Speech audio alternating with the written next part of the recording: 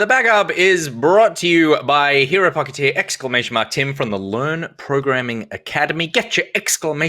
Tims out in the chat because the Get 'em Learn out there. Programming Academy. Get him out. Get him out. The man has an axe. Offers classes covering the entire range of programming that are easy to watch for all skill levels, and they're almost all $20 or less. Head to lpa.dev/backpocket to download the custom Backpocket info guide on everything our man Tim has to offer and become the coding genius you didn't know you always were. It's in you. It's in you. And if Tim can't find it, Pete can. And if you're already good at coding, get in there and bone up on some of that coding that you've messed up on. Bone. Yeah, okay. All right. Let's jump into the news with the first story, and that is on Friday, early morning Australia time, EA Play Live happened. There were a bunch of announcements. Let's just go through what got revealed. Before we get to the games, I'd like to talk about the first thing we saw, which was host of EA Play Live, Xavier Woods, aka Austin Creed of the WWE, who I think did a very good job hosting this thing, despite the fact that there were lots of forced, like, scripted jokes in there that he had to do. But I think the secret to making your gaming presentations entertaining to watch is hire either a really good comedian or B, a wrestler who is used to selling ridiculous shit. Yeah.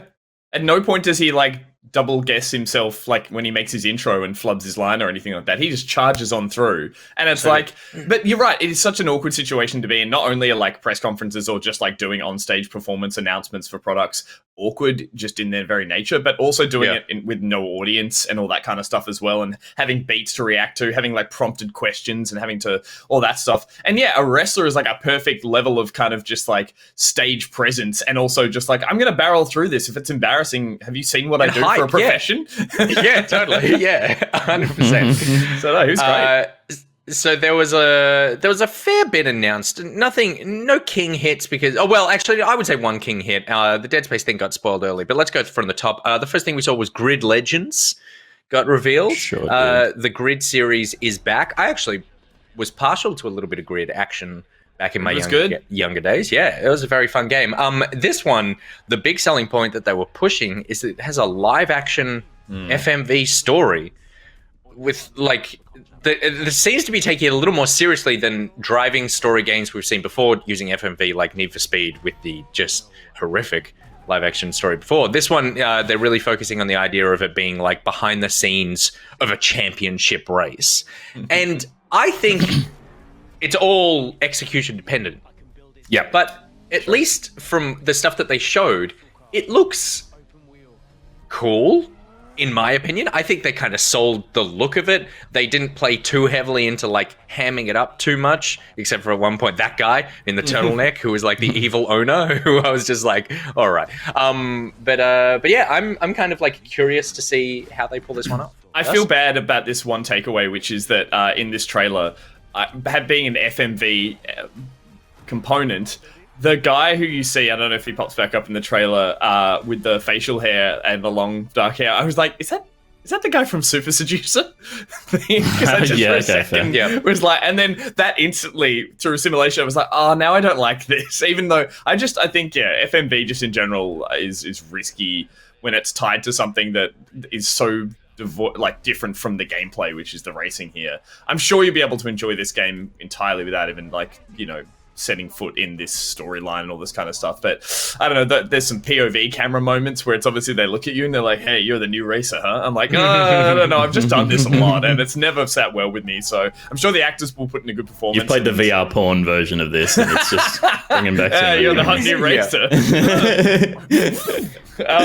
So yeah, my nuts. I would have played a Grid without this, and I still will, so yeah.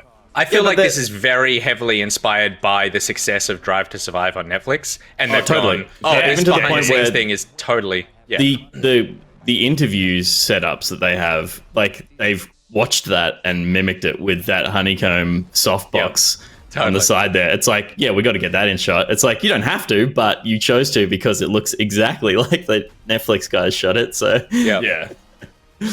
It's cool. I think it's a cool idea. Because Grid's always a little bit tongue in cheek. It's a serious racer, but also it's got an arcadey element of throwing trucks into like F1 races and stuff like that. So Yeah. I think it's fun, and I really like that main kid he's in Sex. What is it? Sex Education on Netflix. Sex Ed, yeah. And he's amazing in that. So I'm excited to see him just in anything else. It's cool. I haven't actually watched Sex Ed, so when I saw this, I thought for the first like 20 seconds, I was like, oh, this must be like a real rally driver who's doing some interview. I thought that too. About the authenticness of the game and stuff. Yep. And then turtleneck guy popped up. I'm like, hang on a second. I like that. He thought he was like, oh, maybe this is a genuine racer. And then he looks at the camera and he's like, you're the new pit kid? And you're like, oh, yeah, all right. Yeah. All right, unzips. So we'll see. We'll see more of that coming out in 2022. Next up, we saw Lost in Random, which is a cool-looking stop-motion-y style card-based adventure Tim Burton-y video game. It was like the one piece of really indie style artistic things crammed in a showpiece of mainly sort of AAA style games. But I loved the look of this, and the developer was very excited about being here. So yeah, I don't have too much more to say about this other than I think it looks pretty cool, Pete. Yeah, I think like obviously it's quite a striking look, and I like the almost Alice in Wonderland kind of mythos it's buried itself in. But I think we'll have to wait and see what it feels like. I think it's hard now after It Takes Two. Like I'm comparing everything to it. I'm like, oh, the gameplay doesn't look that varied. But there's a bit more of a single player narrative drive to this, as opposed to just like It Takes Two had cutscenes, sure, but this is a story that you're playing through. And I think if the story is really strong, there could be enough game around it for it to be a fun thing for people of any age, because I believe it is like pitched young, but it could be for anyone. You know, it's a classic story of a member of the family is taken, and you know, the child has just come of age, goes out to save the day.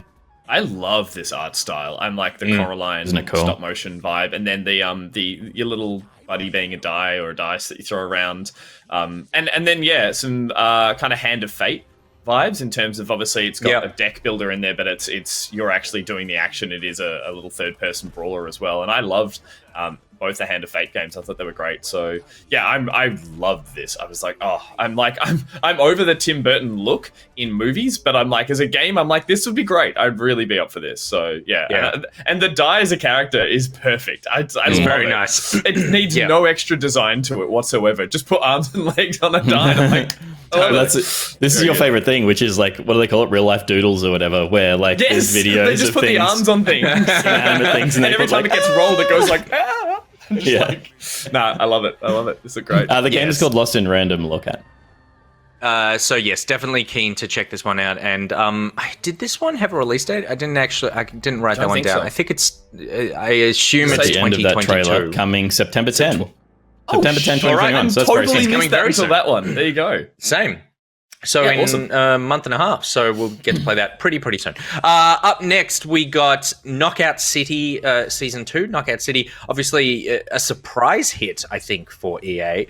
A game that, when I first saw it, I was like, this looks ridiculous. And then turns out it's actually really, really fun. And it's apparently been doing very well for them. This was the announcement of their second season. They got the devs out to sort of have a bit of a thank you everyone for playing. We're really excited. We've got more stuff coming for you. I think that it's a game that I'm not actively playing anymore, but I certainly enjoyed my time with. I love the design of the second season. They went with this cinema theme, which is less about a theme built around movie theaters and more the opportunity to see apparently go into different films. It looks like there's one stage that's set at a movie theater, and then the rest seem to be going into genres of films, and I think that's a really cool look. I think the more that the game leans away from the sort of futuristic Cityness. that sort of city stuff in the first part, and Worrying actually that it's in the develops name. its own identity. Then that's really exciting. So I think I will jump in and check out these new maps and the new skins and stuff look really cool. like I'm really happy that this game is doing really well for me. Yeah, me too. And I like how it's already written itself like a license to be batshit crazy with its design. Unlike, I would say there's still something awkward for me about how Fortnite had to get there. Like, it wasn't designed as that kind of game, and then they just kept upping the random nature of the world around it and the characters that were in it. Whereas these guys at the beginning, as I said, just like have got a license to go like, we are just this cool, futuristic, crazy, balls to the wall kind of design of an esport that we can do this. And it doesn't go like, no, it feels like they're jumping the shark, or it's just too wild or not wild enough. It's like, no, it totally fits the format of this. So yeah, I'm really happy that they've got that, because it just means they don't have to shoehorn in future styles and seasons and stuff. They're just going to have fun with it, which is what the game feels like. That's just essential to it. Let's go. And then we got Apex Legends Emergence is the new season of Apex coming out with a new character announced called Sia. I don't play Apex, so I have nothing to add about this other than people who play Apex, exciting, you got another character. The game continues to barrel on. Sure does. Yeah, I don't really have anything to say about it. Apex is great. Yeah, but I'm not playing it at the moment. I'm sad I don't play it anymore, because I really enjoyed it when it started. I feel like it's gotten away from me now. So I need in the way that Overwatch is doing it, I need Apex 2 to come out. So I'm like, start from the ground again, and then I'm joking. But it's like that little refresh where everyone starts on the level playing field, and then it can just like go out of the crazy, because this looks intense, and I don't know any of these characters. This is a trailer. Obviously, the game is not like this. I know what you were saying, and I know you were joking, but it is funny. You're like, in the way that one of the most poorly received news stories the last 24 months came out. I would like this game to I'd like that to do that too. No. But I'll tell you what I do like, and that is Battlefield Portal. So this actually got spoiled a few hours before EA Play went live, but that didn't matter to us because we were all asleep.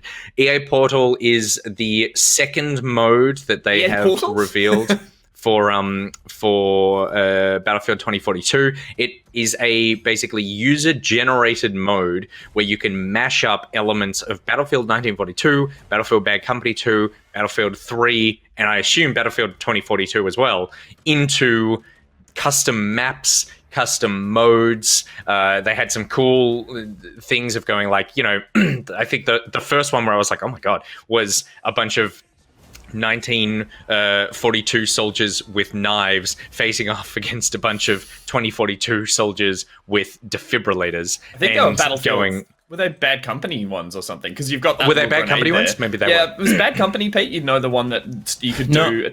I think it was more futuristic than that. So, I mean, yeah, what Nick's talking about is that like customizing game modes, and someone created one that is like an asymmetrical multiplayer mode where there's a whole bunch of people with 1942 gear, and I believe it was the most modern gear, as like elite operatives infiltrating, trying to take a base. So it was like that, that's giant horse, million ducks, whatever bullshit.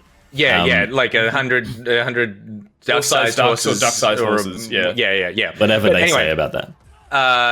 It's super cool. This just looks awesome. This is the kind of thing that I don't feel like I will ever put together a mode, but I will certainly be dropping in and trying modes. And this definitely feels like the kind of thing that can get a community behind if they do a really good job of curating the best stuff, featuring this good stuff. Peter, you're a Battlefield super fan. This tickles you? Yeah, for sure. I mean, like, speaking more broadly about 2042, they'd already done the selling they needed to do of the new game at the E3 kind of trailers. So I was hoping they wouldn't just show more cool Battlefield 2042 at this thing. The fact that they have this mode to show off was really exciting. As a big Halo 3 player as well, this is interesting because Halo 3 had the Forge mode where similar things would happen. People would create maps and create modes attached to those maps, and you could download and play all these different types of games within Halo itself. The fact that this exists in here means that Battlefield 2042 has opened the doors to people who want to play more varied types of things and not just kind of get into Conquest or Rush or whatever.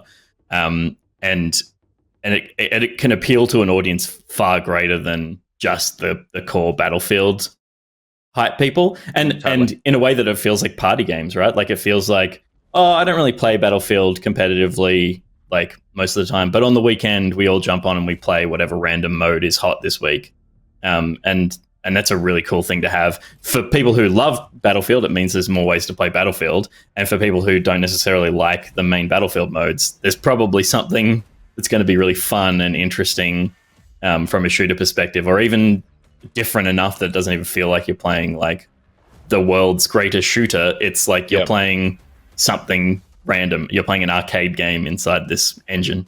I appreciate that EA, like with the previous trailer that we saw that was just for the actual announcement trailer for the game, it's doing what they did in that, which is leaning into the lore around the game that is like player made, in terms of all those bits in the trailer of like ejecting out of the jet and rolling a quad bike full of C4 off the building to blow up a helicopter. Like those are all moments that came from gameplay, and it's like this feels like them going, well, we're leaning into that in a way that's like that's where the fun is, or that's where the memorable stuff from our series comes from, as well as the stuff we create in our in our game specifically. So I like that, because it's the community focused stuff that turns into the memes, that turns into the moments that we play these games, and what we really love about them.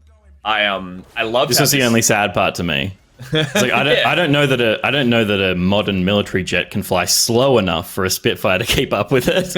Yeah, right. It does bring up balance, as I'd love to see how that's handled, and if it's not handled, because one thing we're not seeing in this they did demo was the logic system that's available, which is like basically a sort of a very, very simplified code base which allows you to create variables and tie nodes together to create the game, and that would have things to do, I'm sure, with like weapon damage and time of day and where you spawn and all that kind of stuff. So it's not just a bunch of sliders, or not just even like a bunch of map settings. It seems like they've created the ability to totally refine a mode and make a really cool mode. And the last thing I'll say is that clearly, I reckon in the process of creating this, the dev team have worked out like knives and shocks must be great, because they're like, let's dedicate a full trailer section to that, because they obviously played that and had heaps of fun with it. And I'm sure they'll have great suggestions in it of, here's some really fun things to do. It's also that's also a bit of a like a Battlefield meme. Totally. It's like you play defrib only, where in like Counter-Strike you play knives only rounds. It's like, all right, everyone just play defrib round. So, I think that you said with that sort of like the coding behind the scenes thing, you called it simplified. I think it's approachable. We don't know if it's simplified because it could actually be really deep. And if it is deep, when I saw this, it was almost like this could have just been the next Battlefield. You didn't even need 2042. This it could be strong enough to just be a new thing. So it does feel like it could be that big. And if that coding thing is really powerful, if it's approachable but powerful, you're looking at, you could get the next Dota or something out of this. Like you could, if you could really change up how this game is played and go, okay, well, it's actually now all top down, and you can do something. Or everyone, like if you can manipulate that much, then there is real potential for this to grow beyond just making cool modes in the shooter to making like custom video games. We don't know if that's the case, but it has that potential. Yeah, that's where Prop Hunt came out of with Counter-Strike, and like that's where these weird left of center ideas come from that turn into whole genres and stuff. So yeah, that's a really good point and would be super exciting. And Reese said, was there any mention about a pay gate to this? I don't know. To me, this felt like it was being pitched as its own thing. Like it almost like it could be its own standalone download, but they didn't mention its price. It could be its own bootable, like in terms of when you go to launch it. Because, but yeah, like all the framing around it felt like they were announcing a game, like it was like a platform announcement almost, as opposed to just a mode announcement. But we'll see. And just super finally, I love that they didn't go like weird with like special effects on how everything is joining the worlds and combining, and they're all falling through portals or something. They went, I said to Peter, they just went for like the Tenet kind of warp in, like it almost everything just kind of glitches and pops, and it feels kind of like it's wrong in the trailer, where everything was just, again, for trailer's sake, I love that it was just really clean and everything was just appearing with that kind of little, each character popped into space, and I was like, this is perfect for Battlefield. Like it doesn't need to be dressed up with some kind of stupid lore or stupid like over the topness. It's like that comes from the game. Don't jazz it up any more than it needs to in the actual trailer. So yeah, this what was that reference? Tenet? It's not Tenant. Everyone says Tenant. It's Tenant. It's not Tenant. Tenet? Isn't it? It's not Tenet. Tenet. It's Tenet. Shit, I've listened to a podcast that got it wrong so many times they started It's calling Tenet. it Tenet out of Yeah, okay. like irony, and now that's stuck with me. The way I say Riesling. Okay, move on. I say Riesling because of Kath and Kim, and I'm like, no, it's Riesling. Yeah. Okay. Good. And then the final announcement there. Austin Creed opened up a door and said that the final announcement is through here. But I love how much you love Austin Creed now. That's the best thing to come out of this. Like I dip in and out of wrestling, but seeing you him do. here in this world, like I love the theatricality of it, and I just felt like I loved this. I loved him so much in this, and I was just like, my God, you could sell me anything. You could tell me that EA's final announcement through that door was we're putting microtransactions back into everything, and I'd be like, if they did that by bringing in a wrestler with a T-shirt of each game announcement or like microtransactions, and he had to like haymaker each one of them as a way of announcing, that'd be amazing. Then I would be on board. Amazing. So then we got the confirmation of a Dead Space remake. It is being made by EA Motive, who were the Star Wars Squadrons developers. It's due out on PC, PlayStation 5, and Xbox Series X and S. So it is next gen only. There is no previous gen version of this, and there's also no release window. But all we got was a very light teaser. Light as in small, not light as in moody, because it is incredibly dark and it is incredibly underlit. You're right. But very exciting that it's coming out. I also saw IGN had a bit of a follow-up article on this, interviewing the developers about putting this together. And something that they said was this is not just up-resing the current game. It is your sort of Blue Point style. We're rebuilding the entire thing from scratch. We're recapturing all the animations. And also something that caught my eye is they said that they are taking the initial design docs for the game that the devs had while they were making it, and are trying to hew closer to that than necessarily what the final result was, because the design docs have some things where they go, we want this level to have this thing in it, or the corridor to be like this, but due to technical limitations, we can't do that. So the game had a bunch of, like, in the developer's eyes, little compromises that they needed to make. And they've gone, well, we kind of want to bring that original vision to life. It's not wildly different, but it is like these moments where it's like, well, this is kind of how it was supposed to be. So maybe there wasn't supposed to be like a door here that gates you off to the next thing. And instead it's supposed to be, you know, whatever, dripping ooze everywhere. And you sort of like come through that. And so those are the kind of like tweaks that they're going to have. The director's cut equivalent of a video game, really, in the sense that it's not so much, hey, here's stuff we shot or that was half in the can and we never used. It's like, here's something that in a game sense we can't even tackle, so we just had like storyboards or a script outline or something. So it's like that's so cool. I'd love to see them again do that. Go back to the first scribblings and be like, why don't we put that in it now? Yeah, so it's I am super excited for this. I feel like this is going to be a late next year thing, potentially the year after. They were kind of talking about it as though like they're still early in it, but I think that it might be, I don't know, maybe too early to reveal that if that was the actual case. But obviously, I have no real information. But Pete, it finally got confirmed. Yeah, exciting.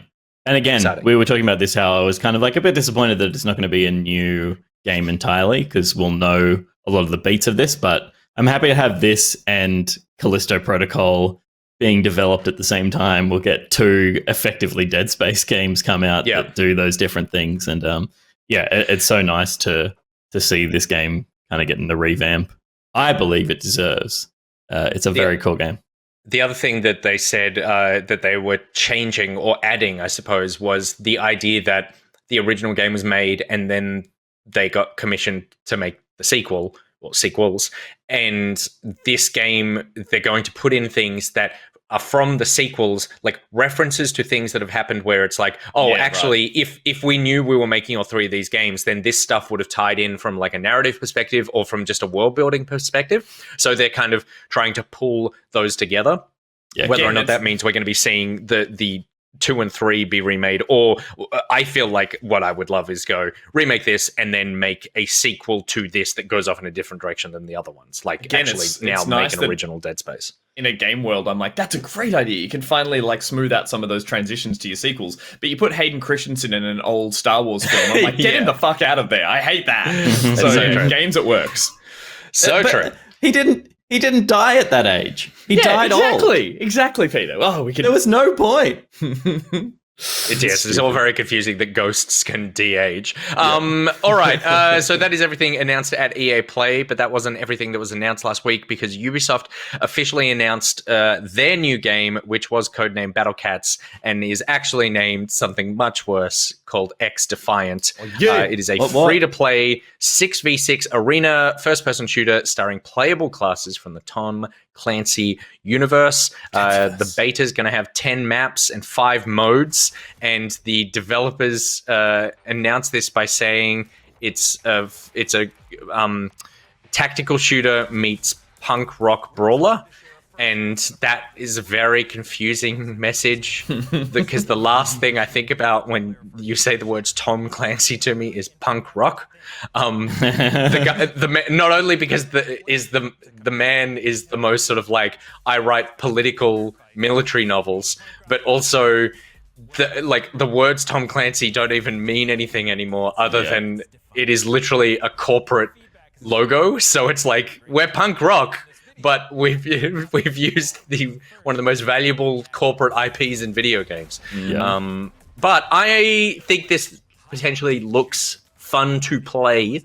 I'm not hugely up on the whole like punk rocky aesthetic thing, but I do think that it looks fast. The action kind of looks tight. It did its job in going, I'm interested to see more of what this is going to be like. And as we said, when we saw those little teaser videos last week, that it is there's not a lot to go on here, but you know, you've done your job to get me in to see a little more.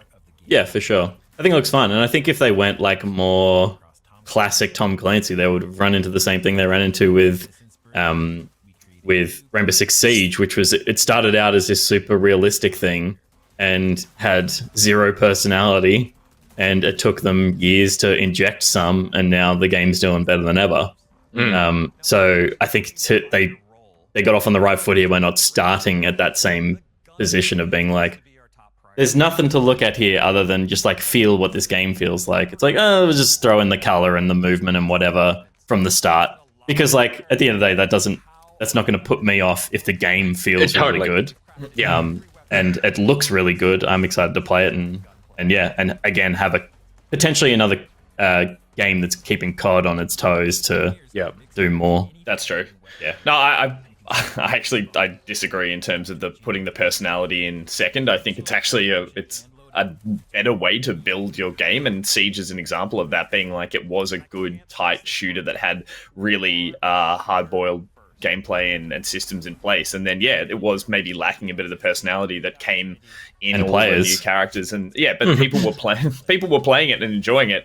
I hate front loading the radicalness of this. I'm coming around to this every time I see more and more footage, and I'm by no means like anti it. I think the COD style fast paced shooting will really be attractive when I start playing it. It just always feels forced when you try and be like, have attitude in your game. And the Clancyverse is not where I wanted it directly, but I like when it bleeds in. I still play Siege, and I don't hate that there are kind of quirkier characters with more absurd abilities in that universe, because everything's still grounded. So I worry that there's a little bit of that in this, but that's for me to get over. And I'm sure if people are enjoying the game and are drawn to it, it's free to play as well, like they announced ages ago, or like when they first announced it. So I think that's enough to keep people coming in, and in the kind of Apex style, I think it'll definitely have a decent amount of people who love these franchises who want to play it, and I'm willing to be proven wrong about the attitude stuff. I just don't know which faction I want to join, because they're all a bit too cool. Well, to me, like, then who gives a shit which faction you join? Like that that's stuff what I'm is saying. meaningless to me. Decision. It might mean something to someone who loves the Division or something. That's like, oh yeah, we got to be part of the Wolves or something. But to me, it's like, whatever. I don't care. It's like, as long as the balance of all those abilities and stuff is good, then it should be a really cool little shooter. And there's a beta coming out in August. It's going to have 7 arena maps, so more your COD style maps, and 3 linear maps. So if you think more like Overwatch, and the 5 modes that they've announced are Domination, Ringleader, and Upload, which are all arena based. Domination, we know what that is, and Upload would be some sort of like you stay in the spot and the sort of like control, I guess. I don't know what Ringleader is unless it's like King of the free Hill for all kind or of something. Yeah, could be ring in that way. Could be. And then 2 linear modes, which are escort and zone control as well. So it's that's a pretty hefty beta that they're going to be launching. And then the other thing that caught my eye, or my ears, I suppose, when they were announcing it, is they kept reiterating, we want to make this with you. We want to make this with you. We want your feedback. And that, to me, it kind of feels like they're going, we really want to get this one right. The Ubisoft track record, it's almost like it's the running gag, but it's almost like their business mode is launch a game and it isn't exactly what we want it to be, and then just brute force fix it over time and get people into it. And that usually works for them. It didn't work for them with Hyperscape. But you look at tons of their other titles and it is like, we started slow, but we got there. Here, it feels like they're going, we really want this one to hit as soon as possible. So they're really emphasizing this, like, tell us what you think, tell us what you don't like. And even if it's with the beta as well, and potentially to the point reactive. of like they've pushed a couple of other games to give this a bit of a window, a beta, a bit of a breathing window. So I also think it's not so much as well the speed in which, or the sort of ferocity in which they push their game. It's also look at some of their titles and where they came out, or what they were like 4 years ago when they launched, and how different they are from where they go. So I'm also curious to see and they're not afraid of having to do a couple of those massive pivots where they're like, you know what, this isn't working, we're going to turn the game into this now. So I'd be curious to see what this game's like in 2-3 years, and if it had to totally change up or ditch. Maybe they ditch the spray paint. It'll be colourless and joyless. Yeah. Oh god, we can only dream, Peter. We can only dream. But, I'll be curious to see if they double down on it or see where they land. Speaking of seeing what happens with video games, we got a little more insight into what is happening with Skull and Bones. What is happening with Skull and Bones? Very in-depth report published by Kotaku last week that Skull and Bones is a mess behind the scenes, apparently. 8 years in development. It's finally reached an alpha state, which means that the game is playable even if all the assets aren't complete. But in this Kotaku report, they go in really deep as to the problems that have plagued this title. And it seems to be, if you boiled it right down, it seems to be a total lack of direction from the top down, and a reactive fear so they keep changing leadership, and every time they change leadership on this game, then the entire game changes.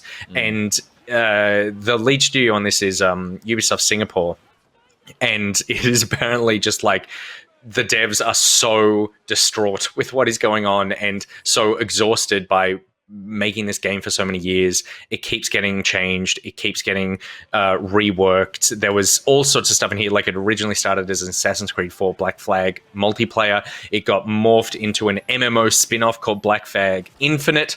Apparently, Ubisoft then went, no, we need to use the Infinite word for Assassin's Creed now. So it's now going to be Skull and Bones IP. It's been prototyped in different settings: the Caribbean, the Indian Ocean, a fantasy world called Hyperborea. Every time that happened, everything needed to be reworked. It was a ship-based multiplayer shooter. It was a PvE experience. It's been a survival-like Rust-style game that just happens to include boats. A roguelike game, a live service game. One idea included a floating base called a Cathedral on Water, and had the game shifting between playing as a pirate and simply controlling a boat. And as of this report, the final shape of the game isn't yet clear, but moving into alpha does suggest that it has some final form, and that they've spent over $120 million on this title so far, and it has just been disaster behind the scenes. I still hold out hope for what this could be, but Gus, from this report was a bit of a damning look into what can happen when there's just not one person with a clear vision. It's going to be a shiny turd when it does come out, because I've never seen one polished this hard. It's like, I in the sense that I do wonder if the game, this is purely speculation, but I wonder if the game has ever been that fun to play. And I know a lot of these reactions or a lot of these alterations to what the game is obviously pivoting to trend and what's been doing well in the life cycle, or in the development cycle, I should say, of this game. But I do wonder as well whether pivoting genres almost in the way the game's played, I wonder how much of that comes out of playtesting and being like, there's something here, like the sailing and the combat was fun in Black Flag, and it's okay as an MMO, like as a fighter, and it's okay as a survival game. But I do wonder if they've not nailed the actual, that sort of gratification that you get out of. I mean, that looks gratifying, crashing boats into each other. Fun. But yeah, to have a game change so drastically between styles of what it is at its core.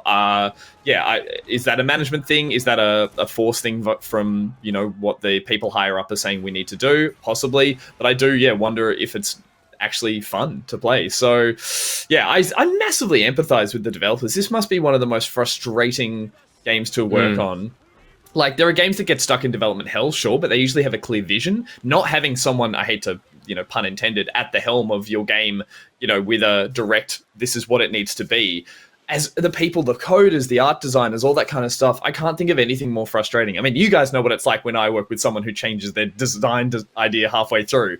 Like, I would have walked from this, and I think, apparently, according to the reports, a lot of them have. Lots of people have, are walking away, and I feel like rightly so. It's sad, and it's sad for the game, it's sad for the company, and for the people making it, but I totally, I can understand why they would. So, I don't know. I just don't know if there's a fun game here. Yeah, I mean, I'm sure there has been multiple times. That's why you leave, right? You don't leave if you're, like, stuck on some shit. You leave because you're like, oh, we're killing darlings here because a trend changed. This looks fun. The core game worked in Black Flag. Yeah. Like, the idea of ship-to-ship combat was great fun in that. So they definitely have had iterations of this that have been fun to play, but they've been, according to upper management, the wrong kind of fun to play, or the wrong game for the wrong time kind of thing. So it's disappointing because, of course you would leave, because you go like, well, I don't have any more creative energy to put into this new iteration. Especially when one of them is, hey, maybe it's a fantasy game. You'd be like, what? That email would go around the office. Could you imagine to be a fly on the wall when that happened? Would be amazing. And according to the report, it is a situation where, like, they assign a new creative director. That person comes in, brings in a bunch of new people to fill roles. They pivot the direction of the game where they want it. And then after, however long, they show it to upper management in Paris, and then they go, no, this isn't right. And then they replace the creative lead. Someone new comes in, pivots everywhere else. And there was a great line in the article where, because they got a bunch of devs on background and anonymously talking about it, but they were talking fundamental questions that change everything about the game would just flip-flop. So you would work for 6 months, and then someone will go, actually, we've decided you don't play as a person, you play as the boat. And so now everything needs to change, because you are not a pirate on a boat controlling a boat. You're now the boat and all the pirates on the boat. And so that sort of thing, it just must be so frustrating. The final thing of interest to it as well is, like, why hasn't this been cancelled? Part of the reason is that there is a deal in place with the Singapore government that this game has to come out. And I can only assume it's because when they founded Ubisoft Singapore, they got tax breaks or government funding or something. There's something there that goes, this game needs to come out. And that is the reason that they have sunk so much time and manpower and money into this title, when normally you might go, okay, well, we tried, and actually we'll just give up on this and take the pieces of this that work and put it in something else. But it's a pretty good read if you if you're interested in too. So that article's over on Kotaku. Moving on now from one studio that has been reckoning over the last 6 months with stories of sexual harassment and abuse to another company that is now reckoning with these things publicly.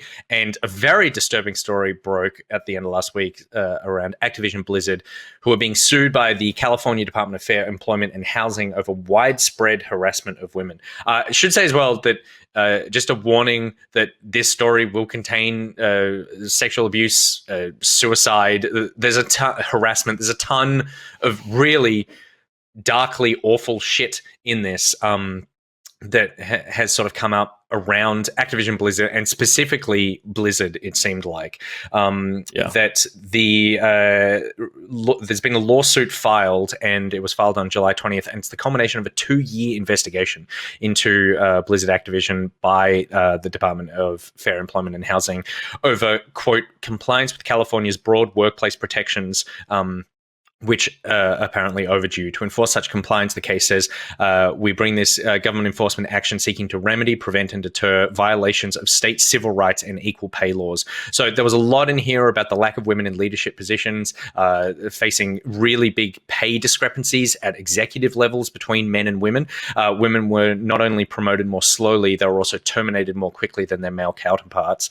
All of that is bad enough, but then that's coupled with we saw this with Ubisoft. We saw this with Riot. Apparently, a frat boy workplace culture that is heavily focused on, that is described as, quote, a breeding ground for harassment and discrimination against women. And I'll just run through these quickly, and then we can talk about it. Some of the examples: in the office, women are subjected to cube crawls, where male employees drink a ton and then they crawl their way through cubicles in the office and sort of like engage in inappropriate behavior towards female employees. The men proudly come into work hungover, play video games for long periods while delegating their responsibilities to female employees, engage in banter about sexual encounters, talk openly about female bodies, and joke about rape. Female employees are subjected to constant sexual harassment, including having to constantly fend off unwanted sexual comments and advances by their male co-workers.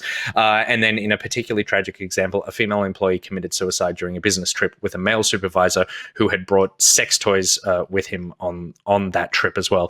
So, I mean, it is really pretty fucking horrific. And a lot of this was centered around the World of Warcraft team in particular the head of World of Warcraft, whose name escapes me right now, and I'm looking up. I'll find his name in a second. But yes, Activision Blizzard have come out with a statement saying their initial statement was pretty piss poor, and saying that some of this is old and some of this is unwarranted, whatever. And then the Blizzard employees understandably arced up against that and said that this has been long overdue. So, Pete, yeah, and just to bring up that name, it was creative director of World of Warcraft, Alex Afrasiabi. Cool. Yeah, Thank you very much. It's distressing. Where do you start with this? It's I think the place that you would start is the fact that in response to this lawsuit, Blizzard have released just the snarkiest, worst Activision Blizzard, rebuttal, saying basically that denying basically everything, despite countless accounts from employees, present and former. And while we've seen some individuals come out, and Morheim and some other on the executive level come out and acknowledge that it's real.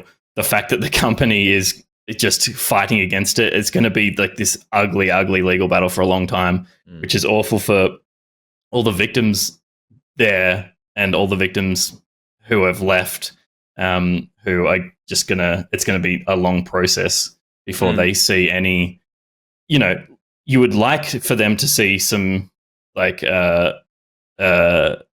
financial reparations for, the awful situations that they went through. Whether that happens or not, I don't think they're going to get any win for a long time. But it's I think a good thing that Blizzard has been called out in such a big way. And whether they fight it or not, I think the public are pretty pissed off at them right now. I feel like, yeah, in terms of the amount of push that's coming from public outcry, what that's doing through, I mean, what's interesting, I guess, about this lawsuit is seeing that the actual finer details of the descriptions of what was going on in the office place, which are abhorrent, but having those specific stories or examples, but then also pointing, obviously, towards, as they say in the lawsuit, it's like a lack of women in leadership positions, a huge pay rise discrepancies. It's like, that's the stuff that it's going in and trying to, as you said, sort of like deal with the smaller outcomes of these problems, and just it's patchwork versus these need to be massive seismic shifts in how these companies, like globally, but also specifically in gaming, need to change their mindsets so this stuff doesn't. And that's by no means trying to dismiss some of the stuff that's happened. It's obviously impactful as it trickles out into these individual cases or the ones that we've seen. But yeah, it's the fact that it needs to rise up to be like, here's the changes that need to happen across the top level stuff that will stop this stuff getting through the cracks or being just patched up as it goes. And I feel like, obviously, it's like 2 years of investigating, or 2 years of probably culminating all this kind of stuff to hit them with a lawsuit is a long time, but it's also, yeah, I hope one that's roused enough public interest in the way that we're talking about it, and that a lot of people already know about this story, that hopefully it has an effect and that kind of does sort of trickle onto, not even trickle, I should say, that does carry on to other development studios. And you would hope with Ubisoft already and other companies having similar issues with this kind of stuff, that it should start a tidal shift. But it is sad to see it is moving at a glacial pace still, I guess, in the long run. I saw Coastal City in the chat said it's disappointing that they can't be accountable for their actions under their roof. And that seems to be a bit of the recurring thing, which is that, and also on this, that after this story broke, we saw a bunch of indie developers and stuff saying, hey, this isn't just like massive companies. This is all companies. This is just like such a global problem. It's just these big companies get the focus.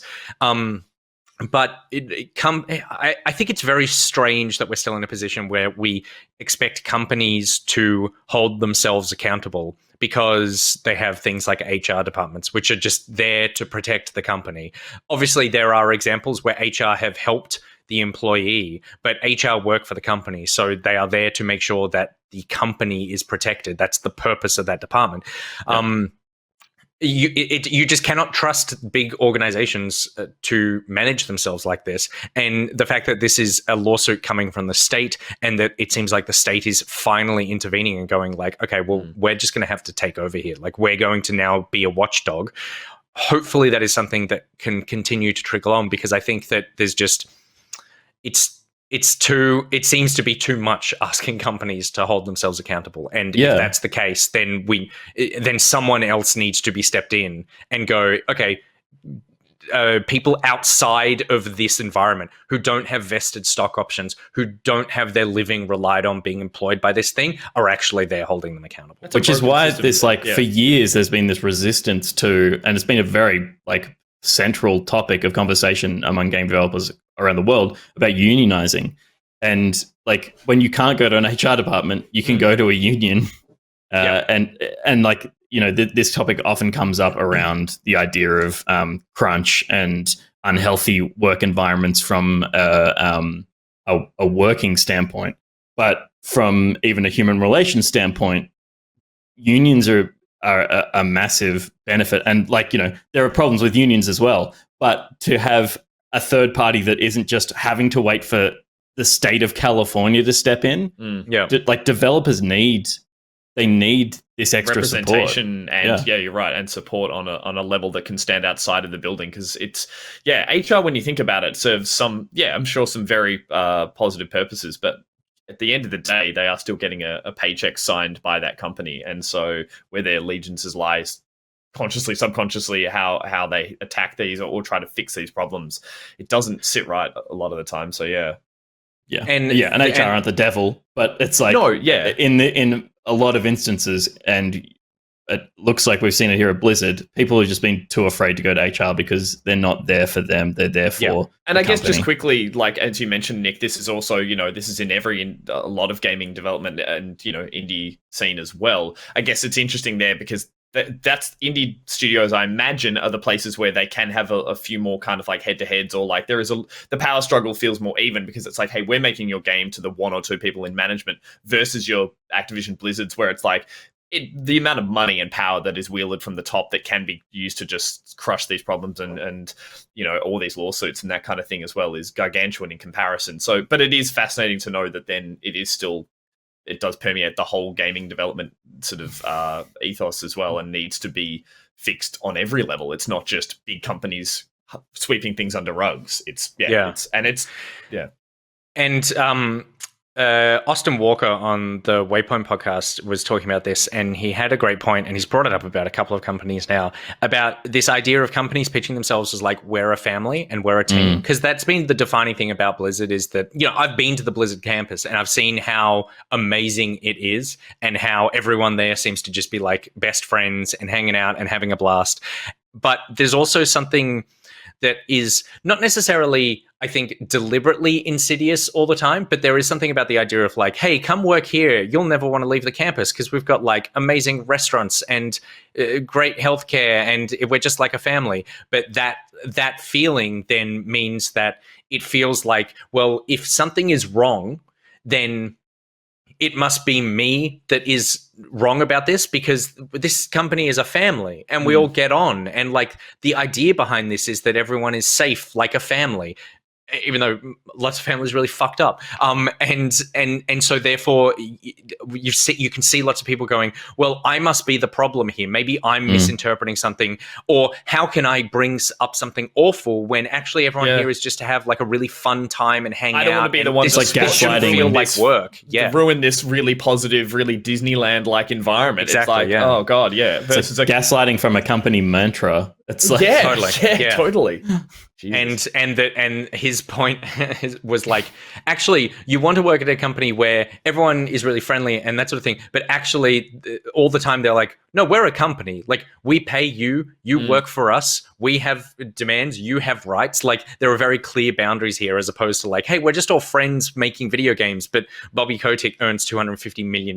Like, and I'm sure, again, this is assuming, but that higher management can pivot on its spot and turn around and be like, we're not a family, we're a company, you're out, here's all the which paperwork. They always do. Like, and that would be just so jarring and terrifying for people who'd been like, pulled in under that initial mantra. So totally. It's going to be very interesting to see where this goes, but some truly horrific things being reckoned with here. And again, hopefully it emboldens people, not just in gaming, but anyone reading this article, watching right now, who is in a workplace outside of video games, who happens to be dealing with this stuff.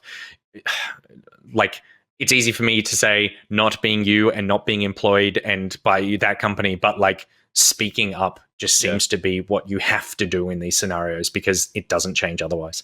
Yeah, but even then it doesn't necessarily change, because you get shut down. It's like, it's so not, and I know you're not trying to say this, but it's so not on the victims.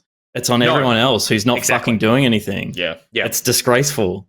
Yeah. I don't know how you could sit by and watch that shit happen. I don't know how you could watch some fucking drunk dickhead crawling around, looking up women's skirts. Yeah, absolutely. Like, and that is kind of what I mean, that if you see this sort of stuff, then to be the defender there as much as you can, because it is just like, these companies are just never going to do this themselves. If it's happening in a company culture, then it is already a flawed system. So I would say the positive takeaway there, Pete, is like to rally. It's like, that's the idea. It's to take all those voices together, because it is really hard to speak out if you're the victim. If you're the person standing by, it's also hard to speak up as an individual, because you feel like it all gets directed back at you. But the advice, not advice, but like, is that there is the internet now. You can weaponize all the people who are together, who want to then have their voices heard and rally in that sense around the people who need it, because that's the best. There's only so many articles Jason Schreier can write.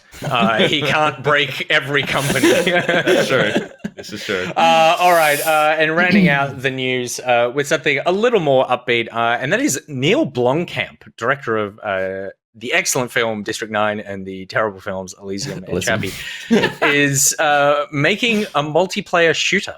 And he is not just making a shooter, Gus. He has joined Gunzilla Games, who are a new developer. Who when I read this story initially, I thought it was Guerrilla Games. I was like, oh wow, and then it was Godzilla. I was like, oh okay.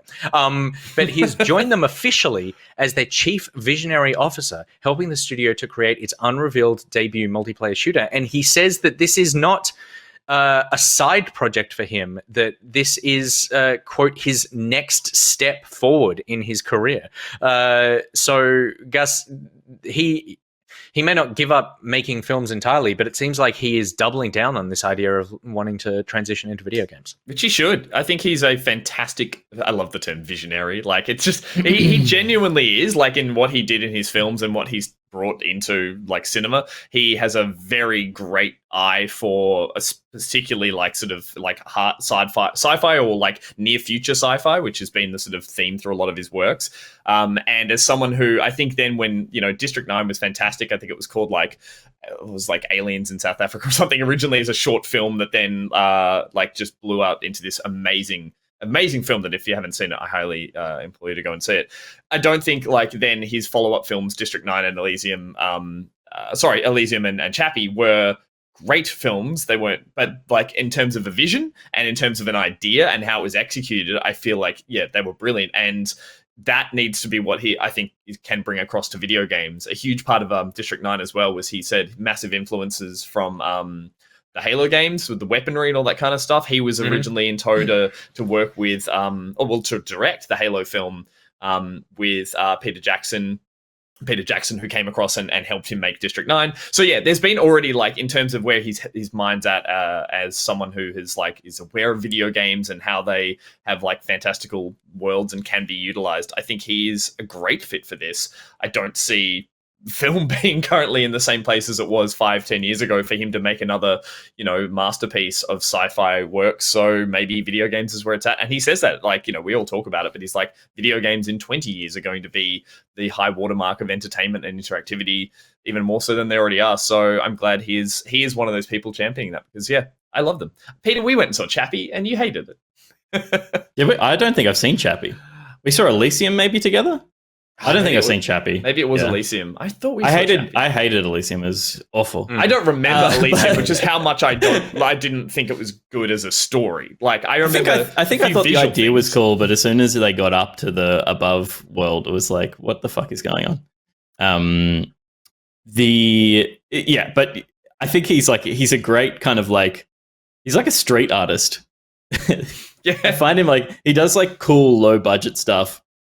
And the moment he got money, I think he, like, kind of, he spent it in the wrong places, maybe, or tried to go bigger than he needed to tell an interesting story. I think that's what he learned with Elysium, and Chappie was kind of like a reaction to that. I haven't seen Chappie. I've heard mixed things, but from what I've seen of it, it does look like it's very much like a Roots Blomkamp idea. Yeah, it's more grounded but you've just spent all the effects on a very fancy robot.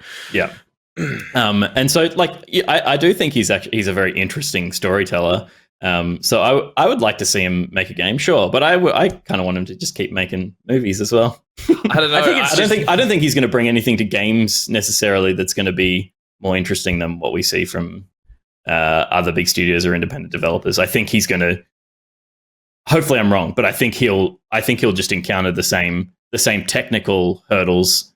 It's just a very different industry to work in, and I think he's going to learn that. Totally. And just really quickly to back up your point there, Pete, I agree. It's one of those things that someone from the film world can step in with this, like, what is seen as a unique vision in film. But it's like there are some very, very talented visual designers, creative directors in gaming who know that they have boundless opportunities to create very interesting worlds, character stories, blah, blah, blah, and have years of like bringing that all together and creating interesting IP. And so it is funny for someone from the film world to be like, hey, I've dabbled with some, like, sort of dystopias. Have you guys done dystopian games yet or something? It's like, I know that's not the conversation happening, but I do think it's like, dude, look at these games. These people have been pouring their lives into these kind of worlds. So I agree. He's not going to come in and change it by any means, but I think I love what Peter Jackson did with the King Kong game. I know that's a weird example, but it was like a film director coming in and saying, here's how we're going to make a really interesting game. If you haven't played it, it's amazing. I haven't. the original. It was the King Kong game on Xbox 360. It has no HUD. It doesn't tell you how to play the game. You play as both a man running around on the. That's the only thing Gus cares about is how much HUD there is. The fact that you led with it has no UI. Chat will back me up. It has no UI and it doesn't tell you how to play the game. Sounds great, Gus. Sounds like a really fun time. Chat will back me up. It was like a really, really interesting game. And I feel like if he can do something similar where he can bring some outside opinion that hasn't been, constantly living in the game development cycle, then maybe he could do something cool with it. And I think I like him. And I think it's cool. We'll see. I think it's interesting that we know nothing. He said that it's sci-fi-ish. That's basically all we know. But I do think it's interesting that he's like, I want to tell stories and I want to really create interesting worlds and stuff in video games. So I'm going to make a AAA multiplayer shooter. And it's like, right, okay, the least narrative-focused world in a sci-fi thing near ever. Future. It's like, yep, yeah, okay. But then I guess you could go, that's Destiny. So we'll see. We'll just see what happens. But I do think it's interesting that, he is a director whose name most people know. If you know a little bit about movies, and the fact that he has a full-time job now as chief visionary officer for a video game studio is notable. So we'll see how that turns out. Hopefully it's not another chappie. All right, that's literally all the video game news that happened this week. You don't need to know anything else. And look, we wish we didn't have to know some of the stuff that was in the news, but we did, and now you do.